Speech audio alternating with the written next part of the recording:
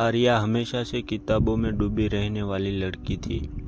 उसकी दुनिया शब्दों से बनी थी, शांत, गहरी और थोड़ी सी अधूरी।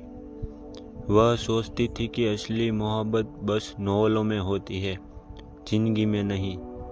लेकिन उसकी ये सोच उस दिन बदल गई जब पहली बार उसकी टक्कर विवान से हुई। कॉलेज के गेट पर हवा तेज चल रही थी। फाइल हाथ से गिर गई और सारे पन्ने हवा में उड़कर बिखर गए। विवान ने झुककर पन्ने उठाए और मुस्कुराकर बोला, इन कहानियों को संभाल कर रखा करो, इनमें कहीं तुम्हारा दिल छुपा है। वो पहला पल था जब आर्या ने किसी की आवाज़ में इतनी नरमी महसूस की थी। धीरे धीरे दोनों की मुलाकातें बढ़ने लगी। कभी लाइब्रेरी के कोने में, कभी बारिश की बूंदों के बीच, तो कभी कैंपस के उस पुरानी सीढ़ी पर जहां आर्या हमेशा से अकेला बैठा करती थी। अब वहां अकेलापन नहीं होता था, क्योंकि विवान उसकी खामोशियों को भी सुन लेता था। एक शाम दोनों झील किनारे बैठे थे। आसमान नीला था, पानी में हल्की लहरें थी और हवा में एक ठंडी सी ठंडक। आर्या धीमी आवाज में बोली, मुझे डर लगता है, प्यार अगर टूट जाए तो।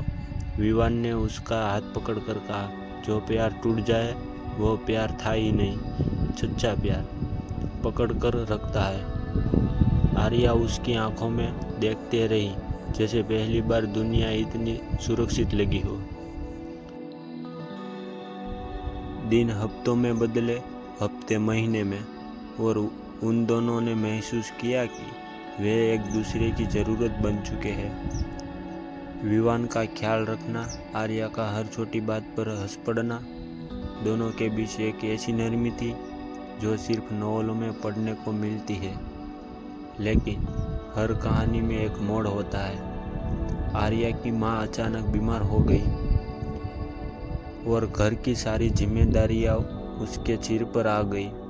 वह कॉलेज आना कम कर दिया, फ़ोन उठाना भी मुश्किल हो गया। विवान हर शाम वही झील किनारे ढूंढता जहां वे साथ बैठे थे, पर अब आर्या कहीं दिखाई नहीं देती थी। एक महीने बाद विवान उसके घर के बाहर खड़ा था। आर्या थकी हुई, बिखरी हुई, फिर भी उसकी आंखों में वही पुरानी रोशनी थी। वह टूटते हुए बोली, मैं तुम्हें अपनी परेशानियों में नहीं खींच सकती। विवान ने उसे बाहों में भर लिया। आर्या, मैं तुम्हारी मुश्किल नहीं, तुम तुम्हारा घर हो। मोहब्बत साथ खड़े रहने का नाम है, भाग जाने का नहीं। आर्या की आंखें भर आई। वह फुसफुसाई, और मैं तुम्हें हमेशा सुनना चाहती हूँ, क्योंकि तुम मेरे साथ नहीं आए, तुम मेरी किस्मत में लिखे आए हो।